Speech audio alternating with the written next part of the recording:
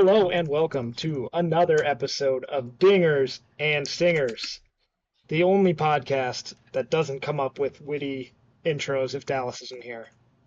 Uh, Dallas is not here, our usual host, but I am Drew, and that's Matt, and we are going to talk in this episode about baseball, the goings on of the past week. We're going to talk a bit about who's rising and falling in the American League, and who's at the tippy top of the National League. Of course, we'll have our fan corner segment, probably without Angels talk this week, and then You don't think you could pull off some Angels talk? I can bring up one talking point that Dallas gave us, um, and then of course our predictions for the week, and then we'll cap things off with our weekly dingers and stingers. So first of all, Matt, welcome back. Good to see you. Thank you. We're going to talk about the American League and the playoff picture going on there. Last week we did our live show for the trade deadline, so we didn't have like a regular episode where we broke down these trades. It was just our instant reactions. So in the past week, we've kind of seen some of the fallout of the deadline, if you will, the early returns. And in the American League, we see one of the biggest buyers, the Mariners, are thriving. And we see the Yankees, another one of the biggest buyers, really falling flat. And then some of the teams that maybe didn't do as much, like the Red Sox and the Astros, they're all like Red Sox are doing good, Astros are not doing so good. So, you know, it doesn't seem like there was necessarily one path that was the way to go. We're not really seeing that. It could have gone either way. So, what are your thoughts early on this American League playoff picture? It's I mean it's kind of startling. Like to me it's definitely just not at all what I thought coming into the season it would be, and even pretty far into the season it's not what I thought this would be. And yet here we are, and like you said, the Blue Jays are good apparently. And I talked all offseason about how I thought their quote losing culture was gonna, really bring them down, and they've just been kind of killing it. I saw, what was it? They scored like 40 runs to like three in Colorado this season or this weekend. Like just absolutely destroying bottom teams and playing really well. Um, but I don't know, man. That AL East looks strong, to say the least, in terms of competition. Um, it's gonna be exciting. It's gonna be exciting. The Mariners were buyers, and that's exciting. Makes the AL West race kind of fun because it feels like that division's still up for grabs, especially, I mean, all the injuries have definitely slowed down Houston. Um, Definitely. yeah, so it's interesting. It's exciting though. I mean, I'm glad that it's like this. I'd rather see something like this than three teams already be on pace for 100 wins and the rest of the teams be kind of like me. Yeah, it's interesting. The American League playoff picture has really kind of gotten more exciting as the season's gone. It seemed like who could stay the best out of all these mid teams for a long time. But now a lot of teams are playing their best baseball right now. Blue Jays have surged, Red Sox have surged, Mariners have surged, Guardians and Rangers have both been on hot streaks lately. So, um, teams that were kind of on the cusp of the picture have now fully inserted themselves into the picture. And part of that, too, was these teams on top of the division have all been struggling. The Yankees were at the top for a good portion of the year, but they've been just steadily falling, and now they're in third place in their division. The Astros lead is dwindled down to a game and a half over the Mariners in the West. And the Tigers, who had the safest lead in all of baseball, they still do technically, but them and the Guardians are going in opposite directions, and that's suddenly kind of a race that's 6 games back, the Guardians right now. So um, really going to be interesting coming down to the wire. And we've talked about a lot on the show how much worse the American League is than the National League.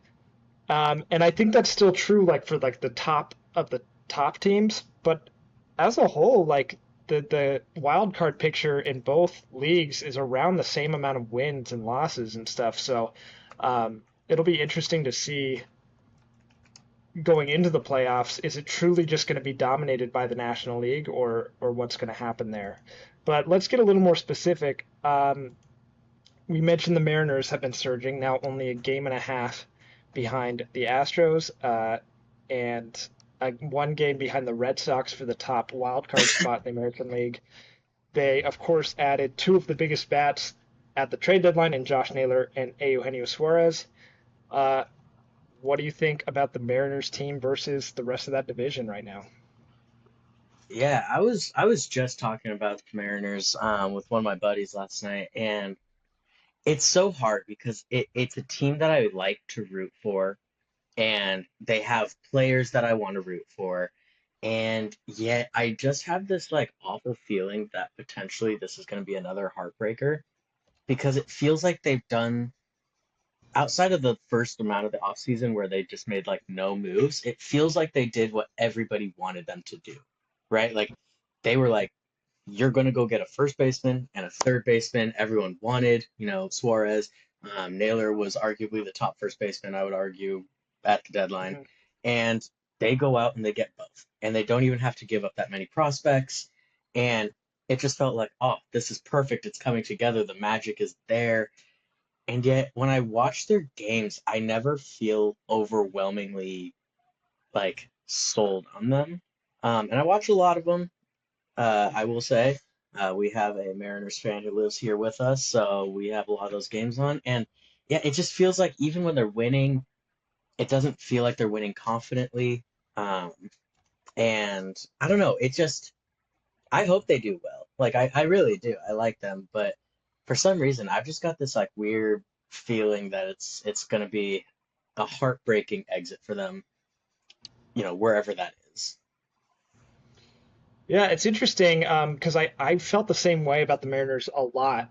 But when I was evaluating these teams that we're talking about here, they might be my, like, to kind of contradict what you're saying, they might be my American League favorite right now just because um, they're playing well right now and they haven't gotten as much from their pitching staff as we kind of thought they would going into the year.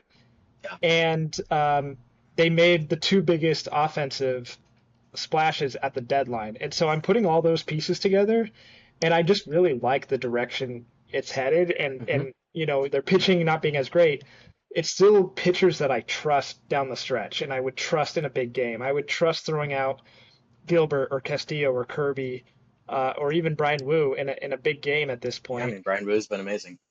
And so when it comes to a playoff push, that's something that sticks out to me. That is a rotation that I still very much trust, and they're heading in the right direction because I do like the Tigers rotation. I do like what the Blue Jays rotation has done, but neither of them have been as hot as the Mariners as of late, and No. they just reinforced, like you said, the two biggest holes on offense, massive upgrades. So I really like where Well, they're headed. I let me like, ask you this. yeah. Let me ask you this. Do you think the lineup is deep enough? Like, and that might be a too shallow of a question, but like I genuinely look at it where like a lot of the top teams in baseball right now, you could argue post deadline have lineups that go 7 or 8 guys deep where you're not calling it an automatic out, right? Like you've got 8 to 9 competitive at bats. And I'm curious what your thoughts are on the Mariners lineup because I know there's some guys who are having better years than we're used to seeing. And I guess, do you think those guys are legit? Do they have 9 players on this lineup? Because, the guys, the teams coming in, they're going to see some really great pitchers. Uh, and Yeah. so obviously, you're going to have to come ready to play. Like you're going to have to score some runs come playoff time. So I'm curious, like, what your thoughts are on the lineup because they did address their two biggest offensive needs. Is that enough?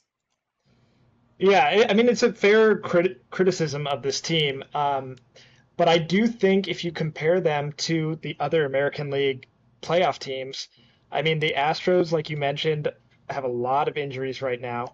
The Rangers have maybe more names that you kind of recognize and like, but they've been a really bad offense this year. It's their pitching that has really kept them afloat. Um, the Tigers 1 through 9, like there's some boppers in there, but as a whole, they don't really scare me that much. Um, I think the Red Sox have a better lineup, but I think the Mariners pitching is better than the Red Sox pitching. So then it's like, where do you balance that out? It's going to be interesting come October, and you know when it's October, it's the pitching that really matters. Stepping at whoever steps up and pitches, and then the timely hitting. And the Mariners have guys that I know are clutch. Randy Arozarena, proven playoff bat. Cal Raleigh, he's been a great hitter this year, but they're one time in the playoffs in the last 20 whatever years. He did great. I'd like to see Julio get more playoff experience, but these guys that I trust in big situations enough that I think the lineup can play as long as their pitching shows up to the level that we've come to expect for their pitching. But yeah, I think you know on the flip side of things, starting the year so hot, being the best team in the American League for the first couple months of the season, um, the Yankees went and they addressed what seemed to be some of their biggest needs. They got three bullpen arms, Camilo Doval, David Bednar, and Jake Bird. They got some depth at the shortstop and kind of utility guy in Jose Caballero, and they got Ryan McMahon to play third base for them. So that was, areas of need for them. They stepped it up. And since the deadline, they've only won one game. They've lost in some embarrassing fashion, including one where all three of their new bullpen arms just got rocked in a loss to the Marlins. So, what do you make of the Yankees right now in this playoff picture? Yeah, it's kind of what we talked about in the offseason, right? Like we knew Aaron Judge was going to Aaron Judge. The issue was always going to be, do they have hitters who are going to step up around him?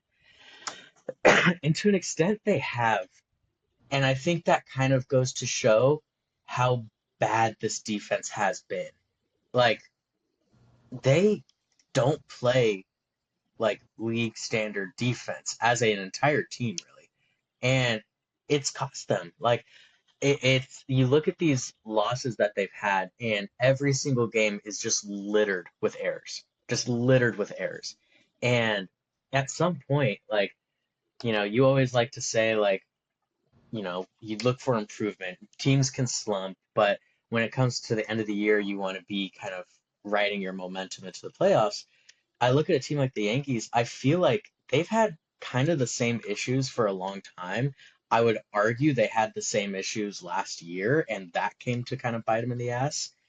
Famously, Aaron Judge's drop in the outfield. Like, there's just these defensive mental mistakes that seem to be plaguing the Yankees, and it's gotten worse this year. And at this point, I just wonder if that's like a team or a cultural thing, because you look at some of the teams surrounding them. At this point, I think that I would trust potentially the Rangers to be a better team than them. I think that I might trust Kansas City to be a better team than them. I might trust Cleveland to be a better team. Like, there's a lot of teams kind of just like biting at their heels that I think I trust more at this point. Like, the Yankees have some flashy hitters and a short porch, but like, is that enough for another playoff run? I don't know. I don't know. Like, you gotta play better baseball than what they're doing if you're gonna be in the playoffs. Just plain and simple. Yeah, the Yankees have been in a tailspin lately. They are a very sloppy team. Um, Being a Red Sox fan, I do end up seeing a lot of Yankees social media stuff. It's just kind of the way it goes, and Yeah. I see a lot of frustration with players, and it's not just defensive miscues; it's the mental mistakes, it's the base running mistakes, things like that really are more crushing, especially in close games when just fundamental baseball will win the game for you. Um, yeah, I'm kind of with you. If this version of the Yankees, like the season ends today, they are the third wild card. Yeah. I would hope to play them if my team, in that Yeah. in that first Yeah. round, because they just do not look like a good baseball team these days. If that keeps up, then yeah, I think definitely they'll be on the outside looking in. The Rangers and the Guardians are both only a game and a half behind them. Both have been playing better baseball now than they did earlier in the year. Um, so yeah, if I'm a Yankees fan, I'm nervous. But if I'm going to play devil's advocate for just a second, I think we have seen the Yankees, have tough summers. Even last year, they really were pretty bad for like July and August.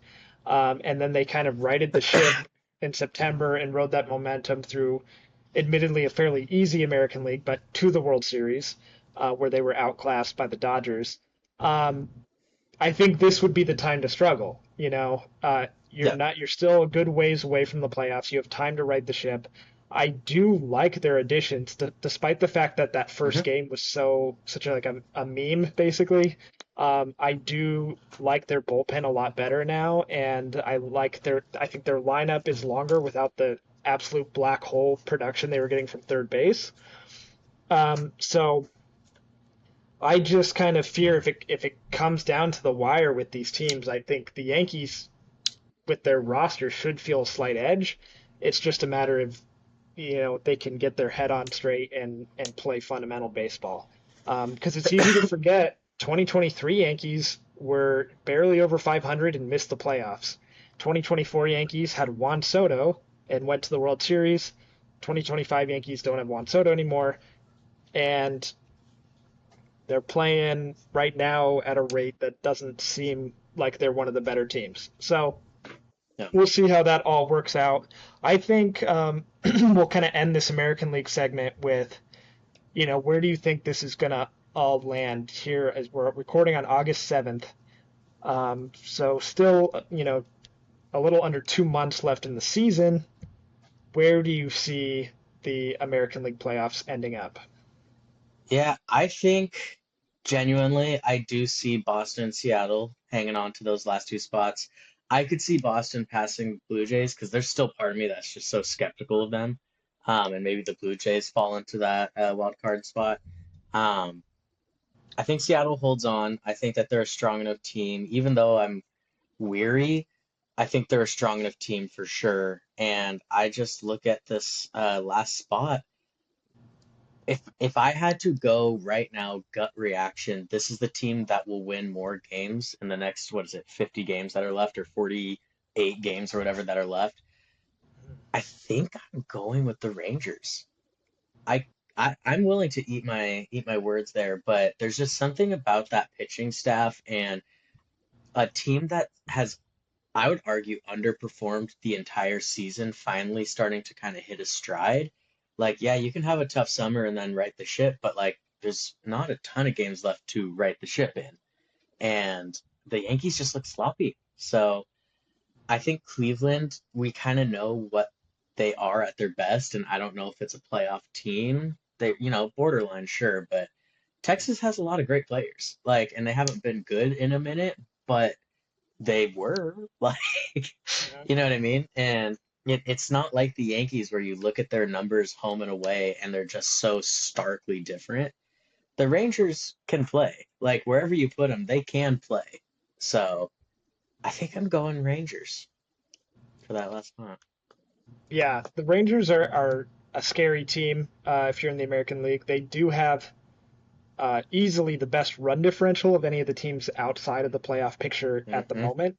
Um, Evaldi has been awesome. DeGrom has been awesome. They got Merrill Kelly. I think that's a huge addition for them. One that Yeah, I think the Red Sox, quite frankly, should have been been more in on. competitive in. Um, so I kind of think I'm kind of with you. I think that the Rangers definitely are going to get their way into the playoff spot.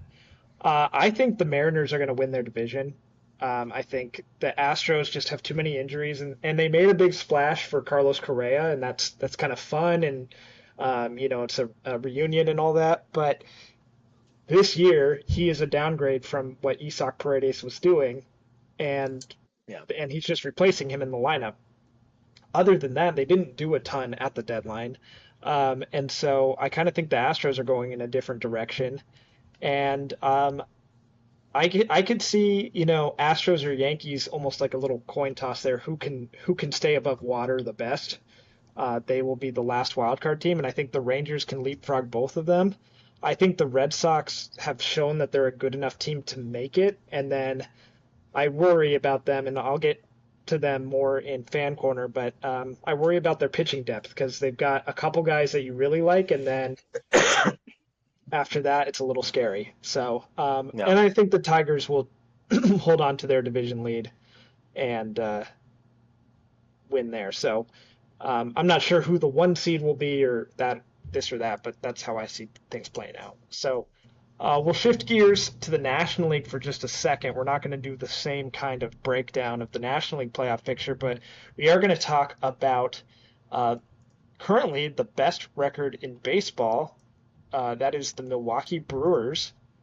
Um, and yeah, kind of a surprise team. I don't think one that we would have necessarily expected to have the Hmm. best record in baseball in August.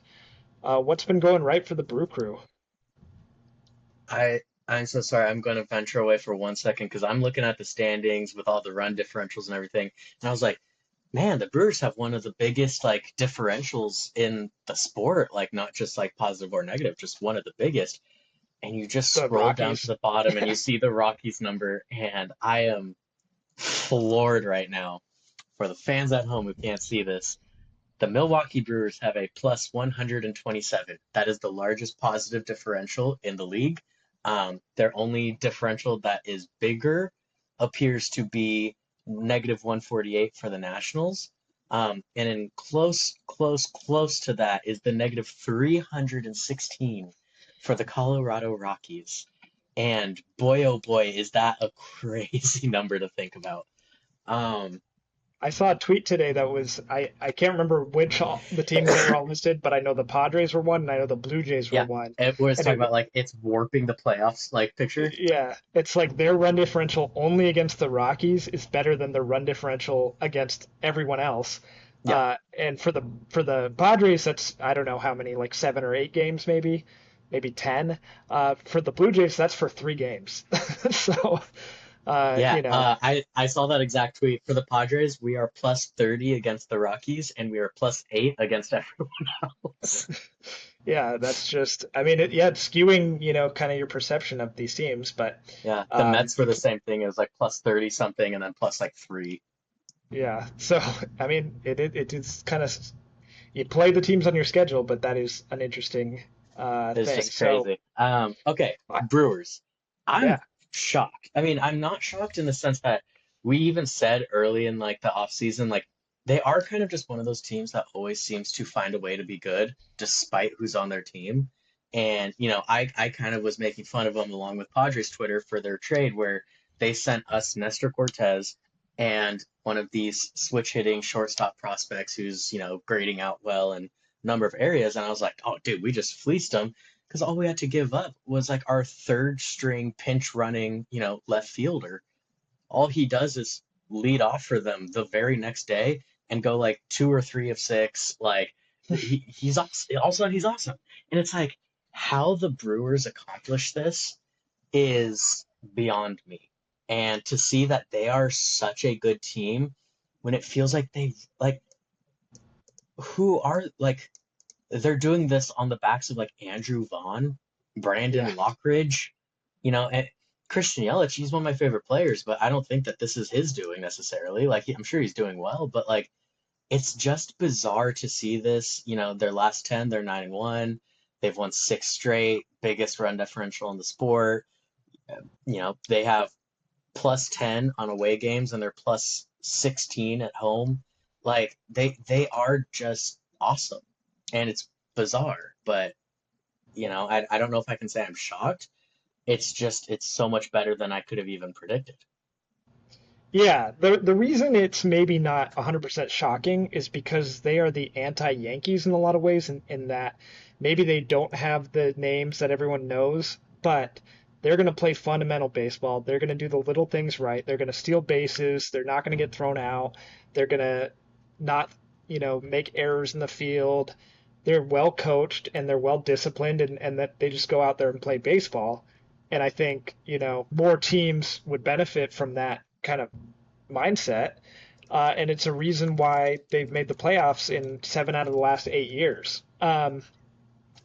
So you mentioned Christian Yelich. He's doing well like usual. Freddie Peralta is pitching well for them. He's been there for years. They always have a good bullpen. This year's no different.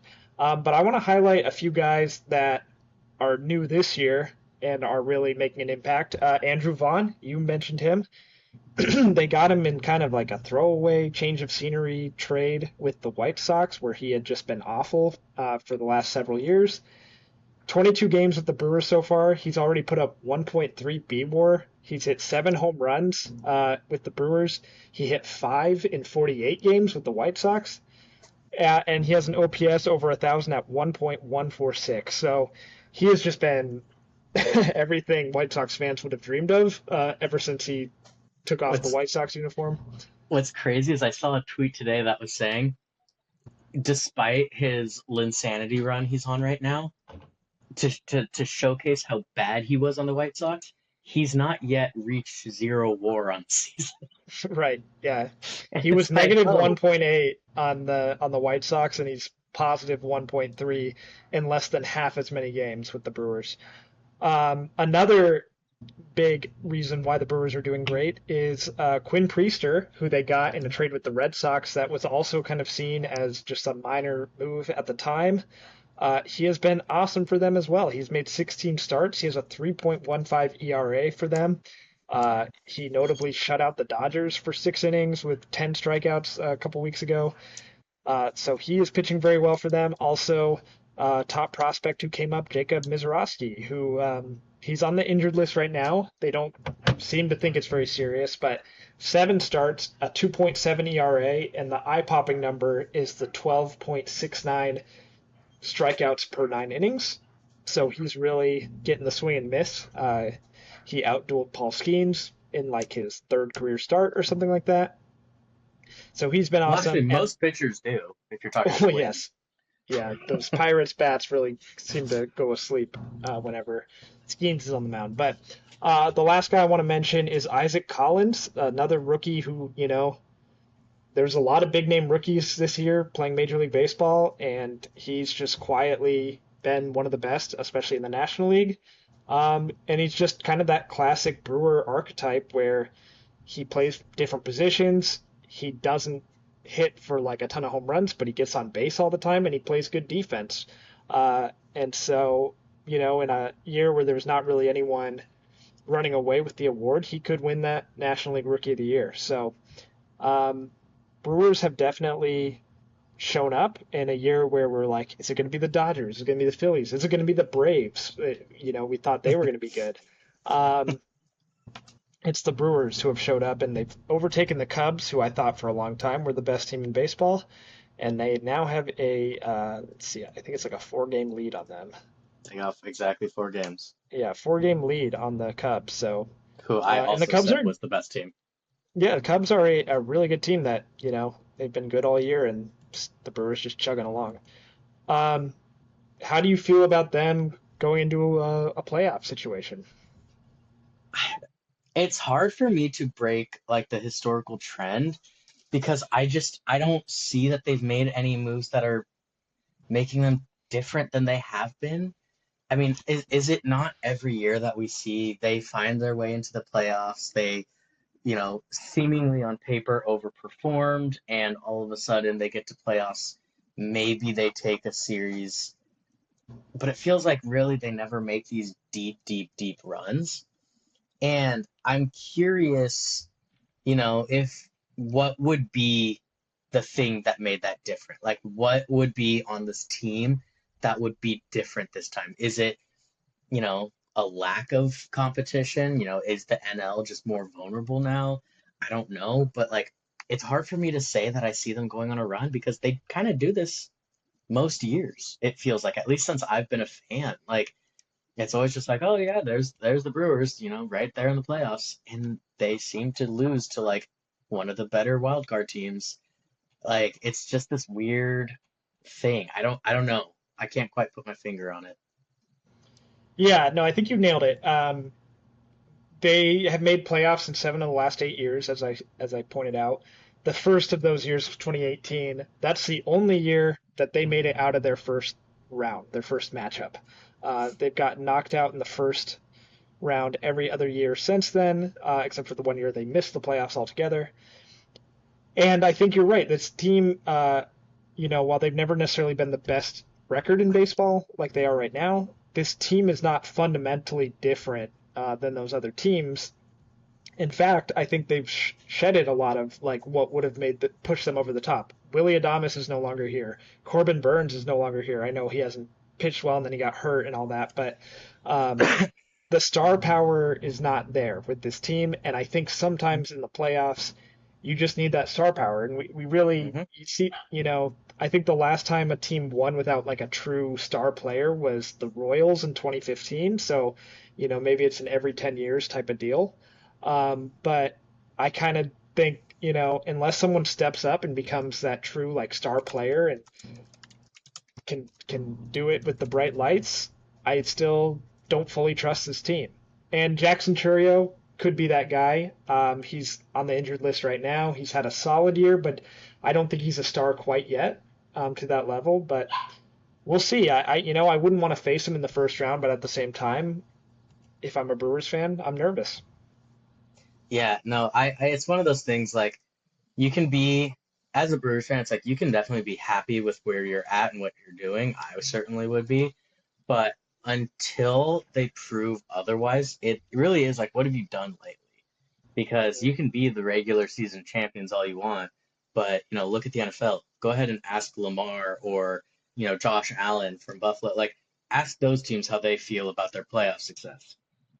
You can be Yeah, amazing, and it's like if you don't win, there's still always going to be that thing kind of just like hanging on you. well, and it's like, the Dodgers are a good example of that. Before 2020, that was their Hmm. reputation. They were the team that went to the playoffs and couldn't get it done. And I think they got a lot of flack for it because they had star players, they had names you recognize. And I think maybe the Brewers don't because they don't have those types of players.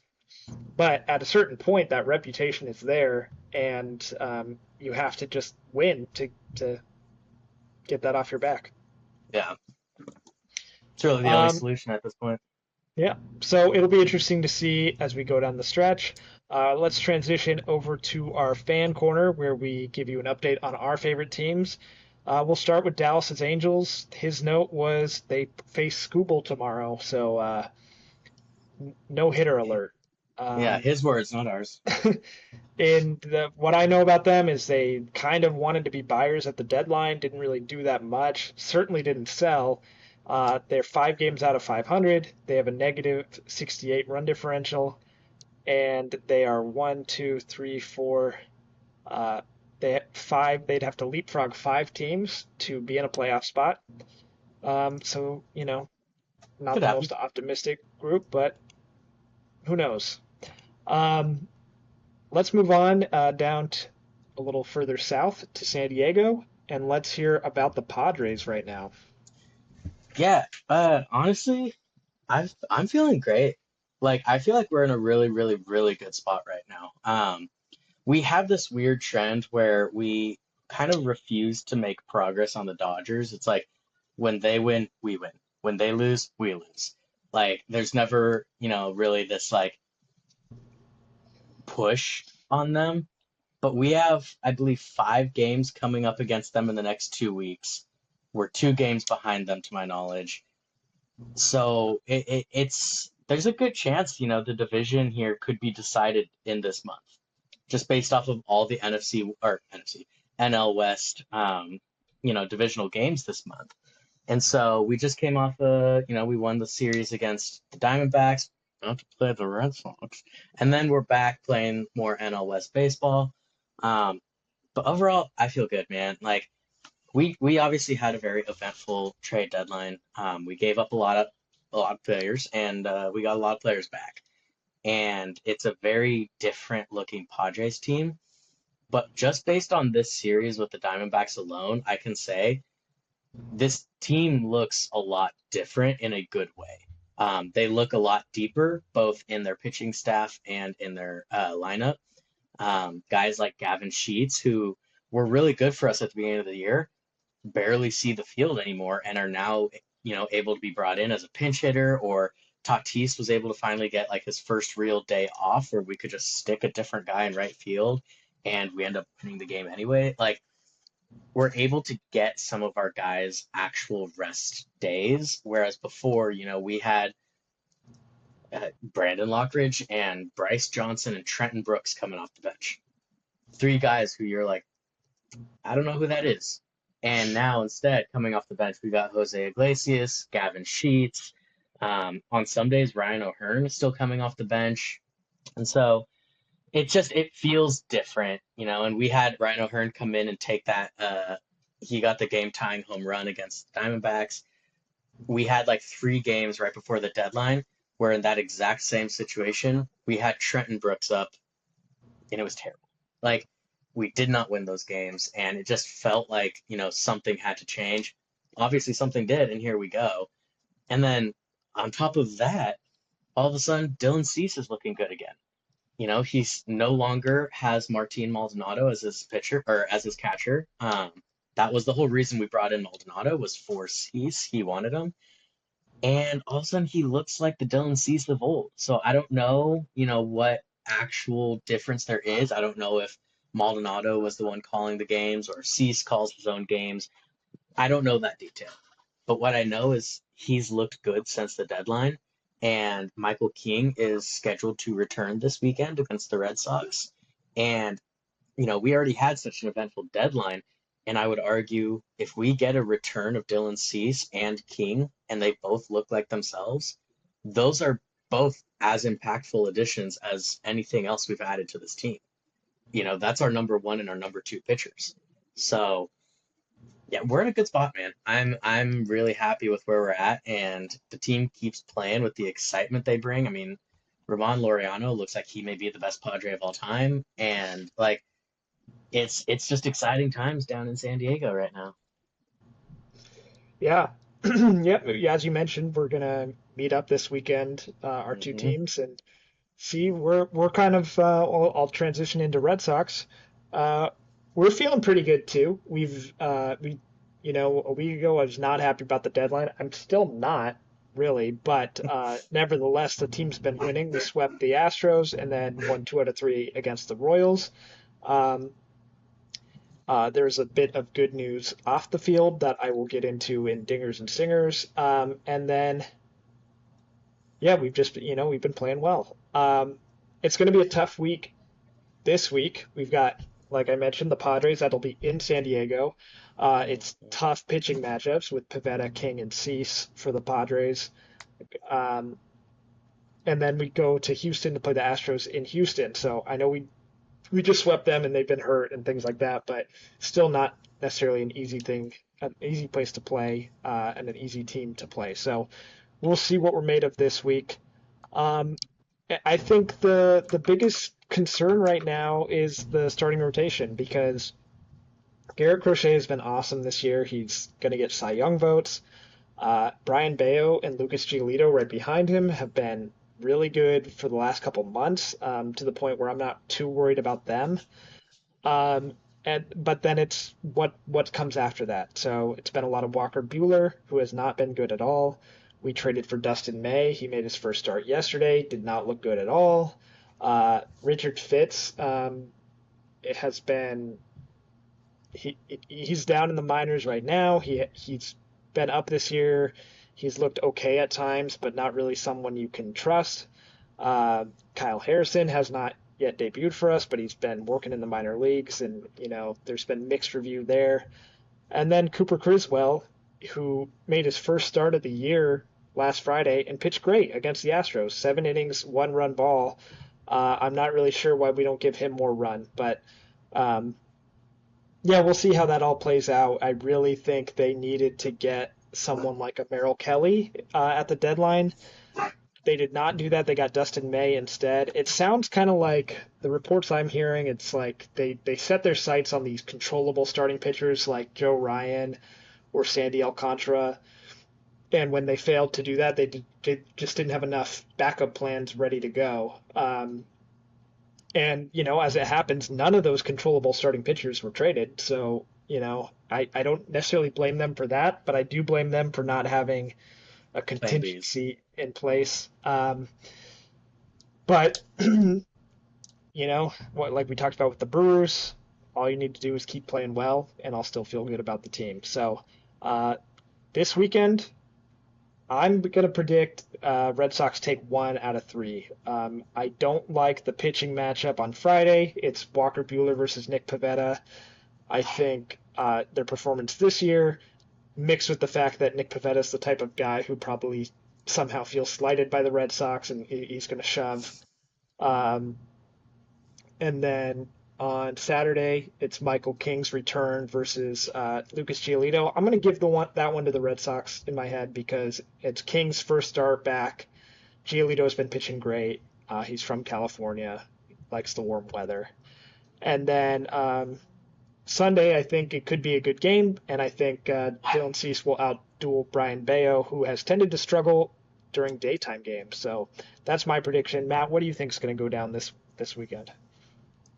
Yeah, I had the Padres winning the series, and if I had to break the three games down, I would have given it the same three. I think the only thing that goes in our favor is if Michael King does go and get pulled a little early, just because it's a first game back.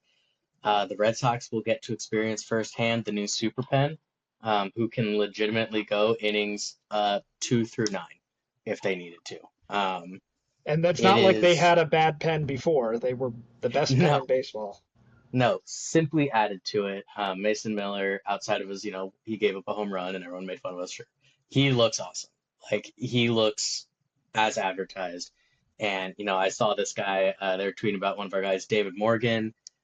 He's our number 6 relief pitcher. I mean, he doesn't get to see a ton of time, and he's rocking like a low 1 ERA. He has some of the best stuff on his fastball in MLB. I think they said his like sinker was like the like 4th rated sinker in baseball this year, and it's just like that's our number 6 reliever right now. Like we genuinely have a super pen.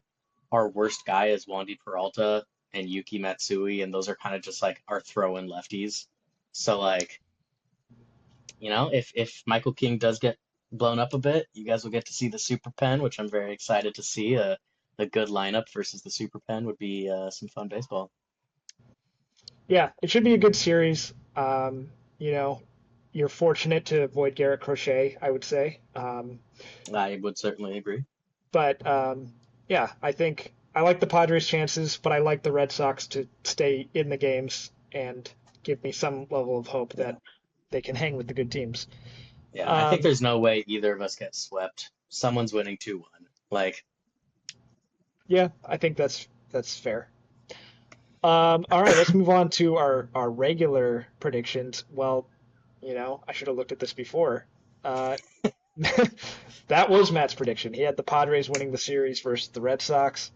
But let's talk about well, it was 2 weeks ago prediction. You said Padres, Red Sox, or Angels will make a notable trade at the deadline. Care to update us on how that went? yeah, I would say I absolutely nailed it. The Padres may have made up for the other two teams, but Yeah. I mean, all three teams made trades, and call them notable or not, Dustin May is a name most people know. He's of note. The Red Sox got Oswaldo Peraza, who has been in the The news Angels, and yeah. notable. Or that's what I meant. Yeah, the Angels did. And he's notable. A lot of people knew his name this year. All publicity is good publicity. And yeah, I mean, I'd say it's a dub for me this week because I need one, and also, You they you everyone we technically nailed it. You technically nailed technically it. by the rules, by the definitions, I win. Yeah. Uh, my prediction from 2 weeks ago was prior to the Red Sox Dodgers series. I said Roman Anthony will take Clayton Kershaw deep. That did not happen, but I do remember he went 2 for 2 with a single, a double, and he also walked against Kershaw. So, add up those bases, 1 + 1 + 2. That's 4 bases. We'll call it a tie on that one. Um, my prediction this week also is Kershaw related. Super cool thing tomorrow night. Uh, the Dodgers take on the Blue Jays, and the matchup as of now is Clayton Kershaw versus Max Scherzer. Uh, Hopefully not too late. two of the um, two of the best pitchers of all time going against each other. Certainly, I would say the two best of our generation. Um, and so my prediction is that they're both going to live up to the hype and give a vintage performance, and we'll see a really cool pitchers duel. Um, they like kind of famously now first matched up in 2008 as Yeah, replacements for Greg Maddux and Randy Johnson, which is just yeah. like such a cool little piece of trivia. But I didn't realize this would be their first matchup since then. That's actually crazy. It's the first time they were the two starting pitchers against each other since then. Um, Pretty wild. So cool to And see. they've accumulated easily over 60 or 70, service time years. So Yeah, at this point, they've been around forever. So I'll be interested to see that. We also both have special interest in that as we chase those two teams in our yeah, respective divisions. Um, we need a tie. yeah, yeah, or like a rain out um, in the dome up in Toronto, or is it in LA? I'm not Heavy sure actually. rains. No, it's in LA, so I don't know. We'll So it see. could rain out. Yeah, for sure. Um, all right, let's finish this episode off with our weekly dingers and stingers. The part of the show where we share our favorite thing in the sports world from the week and our least favorite thing from the sports world from the week. We'll start. You want to start bad news or good news? Uh, Always bad first, end with a Yeah, high note, right? let's go bad first. Let's start with you. Yeah, my stinger this week is not like so much a stinger, but it is still like concerning. Neither of our pitching players that we brought in for the deadline, the starting pitchers, I should say, um, have quite impressed in their team debuts. JP Sears and Nestor Cortez. Sears was like notably worse than Cortez was, but even Cortez only went like 4 innings, gave up a few runs. Like it wasn't great. Um, I'm hoping that turns around, but it's not like the most encouraging sign to see of like the guys we gave up. And granted, we got, Freddie Fermin back for our two pitchers, but Kolek and Berger both have been like really solid back end rotation guys for us this year. And we didn't have any lefty starters, which is why I understand they kind of went this route because they brought in two lefty starters. But it's going to be tough to justify losing two guys who were both pitching well and were able to pitch like pretty deep into games when we've got JP Sears getting blown out in the fifth inning and then Nestor Cortez can only make it through four. Like, it's not great. So hopefully it turns around, but that was definitely kind of my bummer of the week, as it definitely felt like, someone pouring water on an otherwise burning, post deadline. Padres were so exciting. And then those two guys pitched, and it was like, ugh, like that wasn't great. Yeah, I saw Berger pitch for the Royals in his debut with them against the Uh-huh. Red Sox. He did pretty And it was well. awesome. Yeah, ended up winning that game, but he held his own. I will say like one little piece of encouragement is, if the Padres, I imagine they're kind of tweaking what these guys pitch and their pitch mix and things like Oh yeah, that. And and that's the sometimes hope. there's an Niebla is adjustment. crazy. Yeah, sometimes Niebla's there's a an wizard. adjustment period that you just need to work out those kinks. Well, JP I'm gonna, Sears got optioned to AAA, so I mean he's gonna have 2 weeks yeah, to work on it. right, yeah, there you go.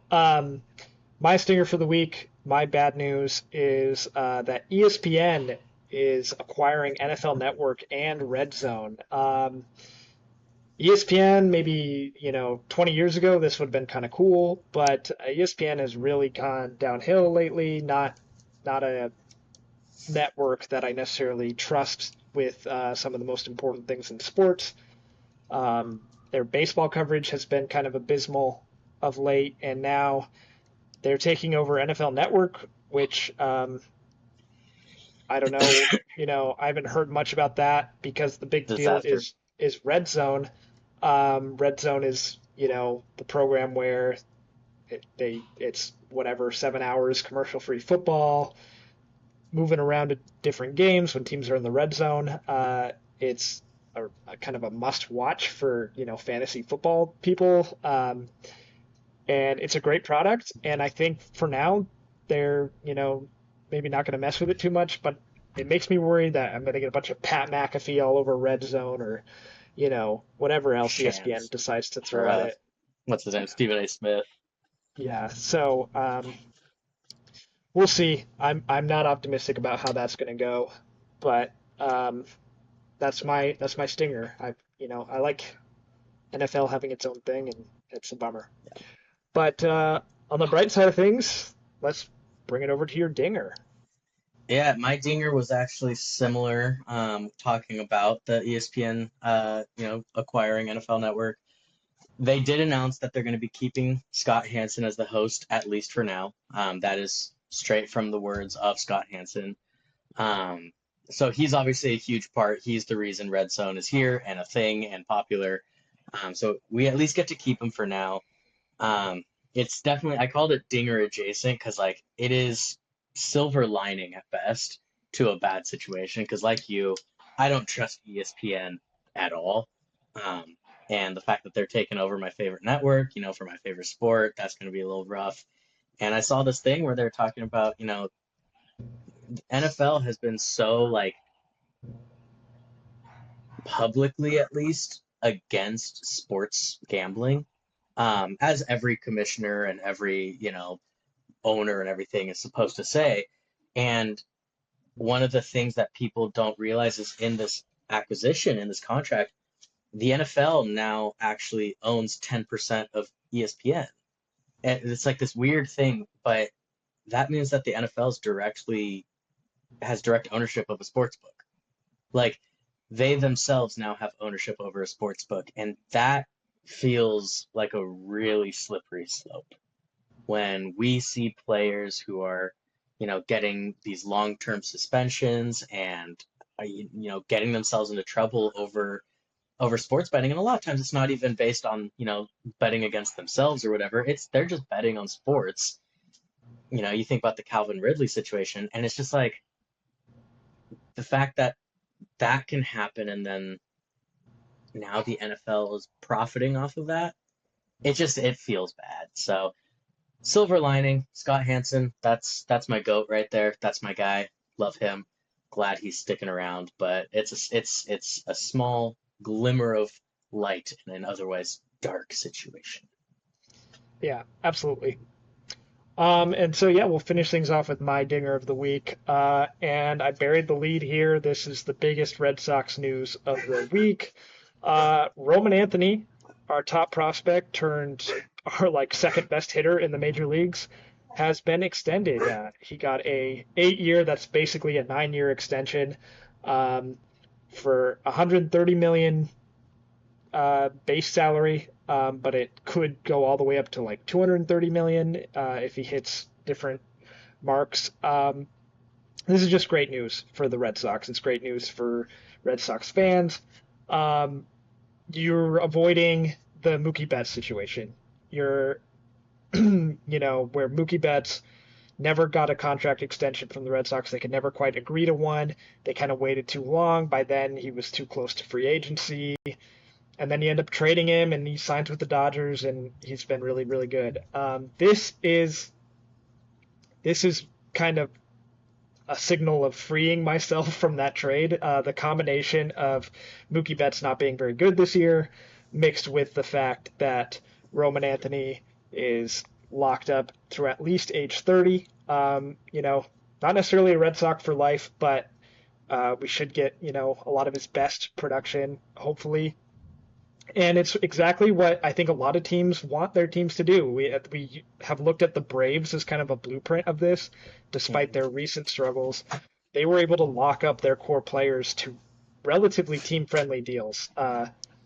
Acuna, Albies, uh, Austin Riley, Matt Olson, all these guys, they were able to extend. And you kind of see the Red Sox doing it. They did it with Rafaela and Bayo last year, which, was a little bit head scratchy at the time, but they have been great for us this year. And then Christian Campbell before the season, and now Roman Anthony. Garrett Crochet, a little less team friendly, but he is also locked up for a good while. Makes you feel really good about the future of this team, regardless of what happens this season. We like to see it. So I'm glad we're kind of learning from past mistakes, and hopefully this one goes better than the Devers one. I kind of think it will, in terms of, you know, I'm not going to make any promises about production, but in terms of the type of player that Roman Anthony is, I don't think it will end on a sour note the same way. But that is it from us this week on baseball. We will be back next week. Hopefully, Dallas will be back. And we're going to hang up and do another recording about football. So you'll see that in a few days. That's Matt. I'm Drew. This is Dingers and Singers. Like and subscribe and all that.